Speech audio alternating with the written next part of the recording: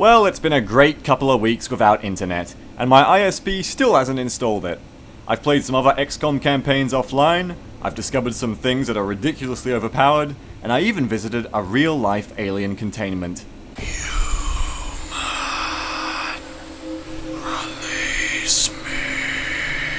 But as fun as it's been waiting a couple of weeks for a company to do the job I paid them for, all these internet delays mean I finally decided to seek an alternative way to upload. So I've come to the best internet cafe I could find in Brisbane to bring you the next mission of Iron Man Impossible. And what a mission it is. Operation Devil's Hydra is a return to the paper franchise we visited last season in New York. And as memory serves, Operation Secret Pyre was rather a doozy. But paper shortages are serious business, so it's up to the elite troops of XCOM Asia to clear the jam. Central, Big Sky in position on approach of the abduction site. Strike 1 is awaiting drop clearance. Now, just like last time, my first move is setting up a strong base of fire to exploit these long streets. This time though, instead of maneuvering behind a tall brick wall, I want to stay focused and push everybody through the parking lot together. But as we make contact, our deepest fears are realized. We've got your paper, humans! Yeah, we're gonna go eat it! Well, I'll be damned if I'm gonna let them eat our paper, so it's time to take these sexoids down. Car park style. Unfortunately, they've all scampered off. So we go defensive and hope they wander aimlessly back into our kill zone. And wander aimlessly they do. X-ray neutralized.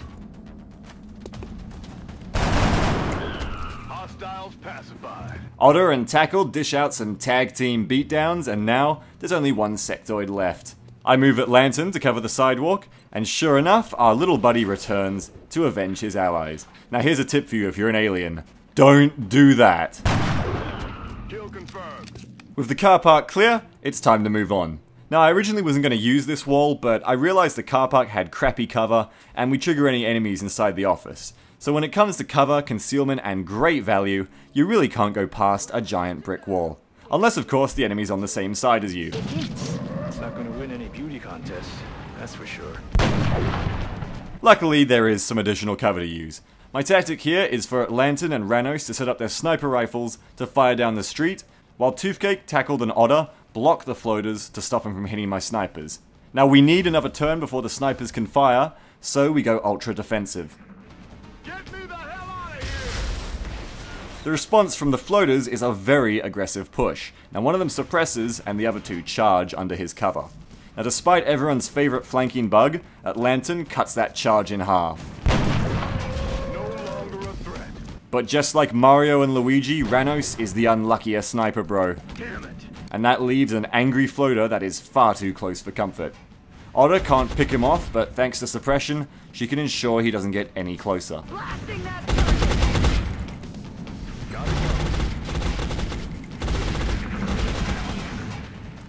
The floaters hold in place for this turn, but with Otter out of ammo, the situation isn't getting any better. And Ranos certainly doesn't help. I'll get him next time. So as always, it's up to Parking Inspector Toothcake to police the situation. Sir, you can't park here. I'm serious, sir! Toothcake needs a little help finishing off this traffic infringer. Lantern needs to move to get a shot, so with laser pistol in hand, he becomes a real gunslinger.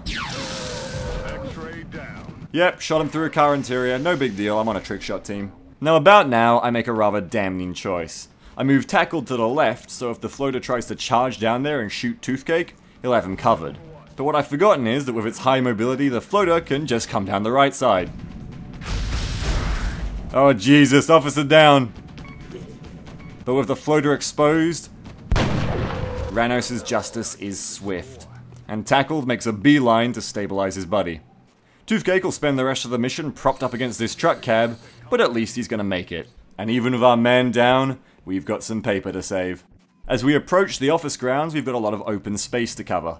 The sniper bros watch over as Otter and Tackled make the first bound, and once they're safe, they sprint around the back alley. The squad continues to cover each other in this fashion until eventually we've got the entire building locked down, and we're ready to breach. Contact. No, this paper tastes so good! Stop eating our paper! Got him. X-ray neutralized. Oh, that's so cute. They're finishing each other's sentences. Tackled peppers the last enemy. And with a single 1 health sectoid left, Otto goes in for the easiest kill of the mission. What? Damn it! What? Ah, still alive, huh? Well, you should have finished the job. Nailed him. Alright, everybody's okay. No one's dead. It just goes to show that even when the shot looks good on paper, XCOM has a sense of humor. But with the office clear, we prepare to pull the same type of breach on the adjacent storeroom. The angles are rather poor in here, with lots of obstructions, but that paper isn't going to save itself, so we've got to push in. And sure enough, I hear them in there, eating. That's delicious. I don't think we're alone out here. It's a slow push in, but eventually we find the last set of termites. Hostiles spotted. Humans, protect the paper! You want to eat something? Eat Heatwave! X-ray neutralized. With 2 more aliens left to fire back and no guarantee we can take them down, the response is my standard fare. Defend, suppress, and defend some more.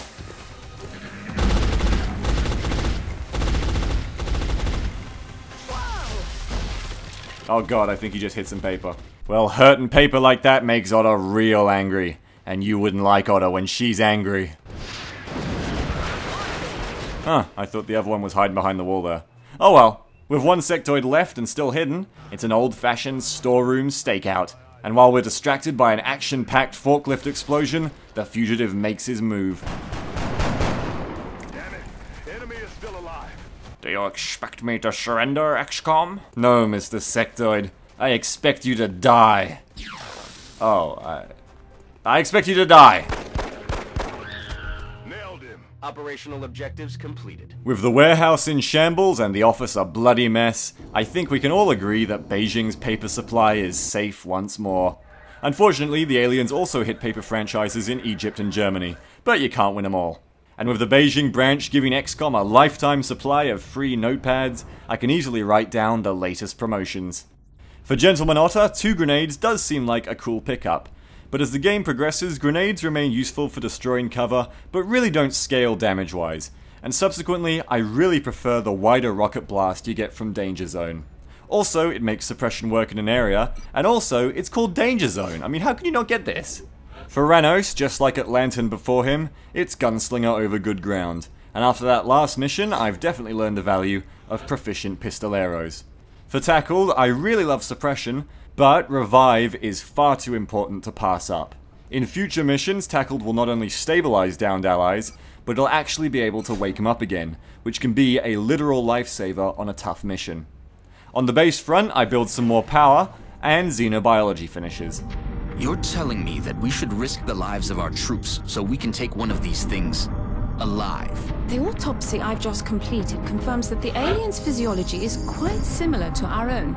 A highly concentrated electrical current delivered at close range should cause Close range? And what happens if it doesn't work? Don't worry, nothing ever goes wrong at close range. If we can capture one of these creatures alive, we may be able to communicate with it. And interrogate it. Well, that's it. You mentioned interrogations and he's on board. Alright. I'll speak to the commander. Guys, I'm right here. Guys, why are you ignoring me? But yeah, now we can build alien jail and research alien tasers. But more importantly, now we can autopsy a sectoid. Cutting up a dude, chopping up his guts, lots of squishy goo. The autopsy gives us a module that helps our fighters aim in dogfights, which will be very important if we go up against anything big this month. Next up is a quick research of alien materials for its all-important vests. There's things I'd rather research, but with the Terra mission coming this month, I'm going to need all the protection I can get. And sure enough... Breaking news at this hour. Some of you may find this footage disturbing. We will provide continuing updates as this story unfolds.